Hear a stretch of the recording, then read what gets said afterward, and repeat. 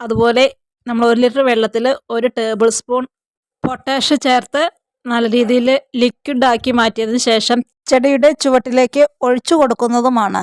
വേര് വഴി വലിച്ചെടുക്കുന്ന ജലവും ലവണങ്ങളൊക്കെ നമ്മുടെ ചെടിയുടെ എല്ലാ ഭാഗങ്ങളിലേക്കും വളരെ പെട്ടെന്ന് തന്നെ എത്തിപ്പെടുന്നു.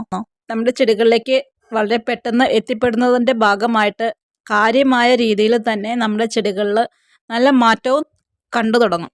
നൈട്രജൻ, ഫോസ്ഫറസ്, പൊട്ടാസ്യം ഇവയെല്ലാം പ്രൈമറി ന്യൂട്രിയൻസ് ആണ്. ചെടിയുടെ ആദ്യ വളർച്ചാഘട്ടം മുതൽ അവസാന ഘട്ടം വരെ ചെടിക്ക് വളരെ അത്യാവശ്യമായിട്ടുള്ള നല്ലൊരു ഘടകമാണ് കേട്ടോ നമ്മുടെ പൊട്ടാഷ്. ചെടിയുടെ ആരോഗ്യകരമായ വളർച്ച കൂടി വരികയും കൂടാതെ രോഗപ്രതിരോധ ശേഷിയും കൂടി വരാനൊക്കെ ഈ പൊട്ടാഷിൻ്റെ ഉപയോഗം നല്ല രീതിയിൽ സഹായിക്കുന്നു. നമ്മൾ മനുഷ്യർക്ക് ജീവിക്കാനായിട്ട്